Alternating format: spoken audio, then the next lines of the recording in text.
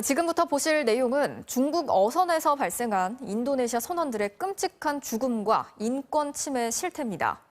이 사안을 MBC가 보도하게 된 건 이 배가 부산항으로 입항한 사이 선원들이 한국 정부 그리고 MBC에 도움을 요청했기 때문입니다.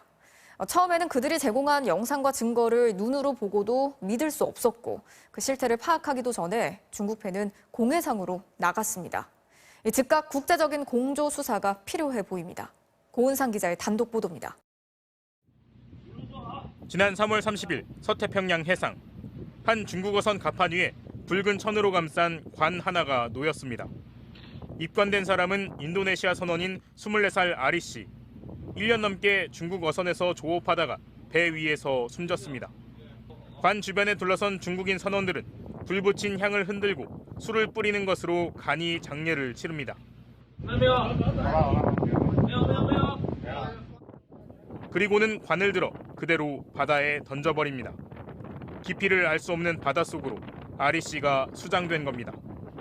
아리 씨가 숨지기 전에도 19살 알파타, 24살 세프리 씨가 숨졌고 숨진 그날 모두 수장됐습니다. 숨진 일부 선원의 서약서에는 사망할 경우 화장한 뒤 본국으로 보내주기로 되어 있었습니다. 동료들은 시신이 바다에 버려지리라고는 상상하지 못했습니다. Enggak, Ibu.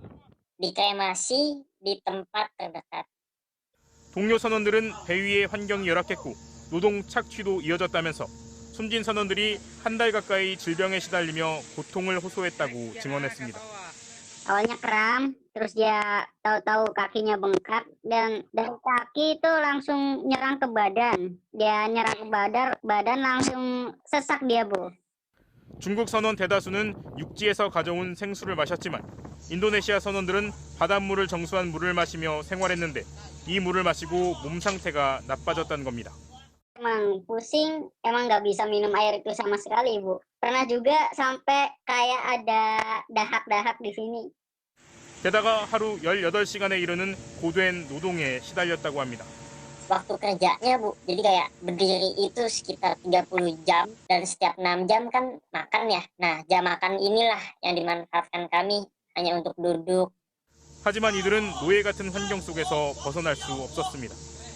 전형적인 착취와 또 바다에 묶어두는 그런 장치들이 있는 거예요. 아까 여권이 압수되는 거, 이탈 보증금을 포함한 엄청나게 높은 송출 비용, 이런 것 때문에 선원 중 5명은 바다에서 13개월 동안 일하고도 고작 $120, 우리 돈으로 14만 원을 받았습니다.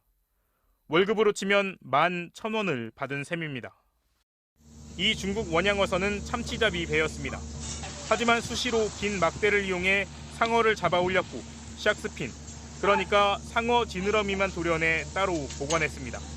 보통 하루에 20마리 이상의 상어를 포획했다고 했거든요. 상어 지느러미 16상자를 봤다고 했거든요. 한 상자가 45kg이. 그러면 대략 800kg.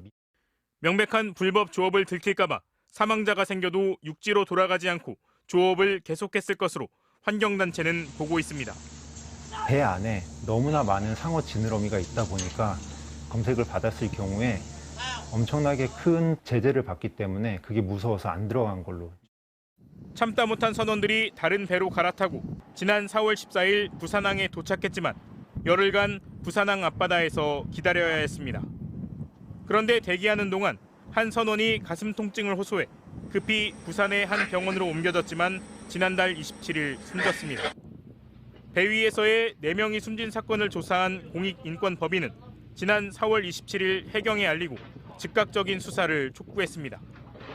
대한민국은 지난 2015년 강제노역과 성착취 등의 인신매매를 막기 위한 국제의정서를 비준했기 때문에 즉시 수사를 할 수 있었습니다. 이 의정서를 비준을 하고 그걸 이행하기 위해서 우리가 형법을 개정을 했거든요. 이러한 인신매매 사건의 경우에는 이 보편 관할권이 적용이 되기 때문에 한국에서 이거를 수사를 해야 된다는 거죠. 하지만 이틀 뒤 중국 선박이 공해상으로 나가버렸고 해경은 더 이상 수사를 할 수 없다고 통보를 해왔습니다. 부산에 격리된 나머지 선원들은 자신들이 겪은 인권 침해를 세상에 알리고 싶다며 한국 정부의 철저한 조사를 당부하고 있습니다. MBC 뉴스 고은상입니다.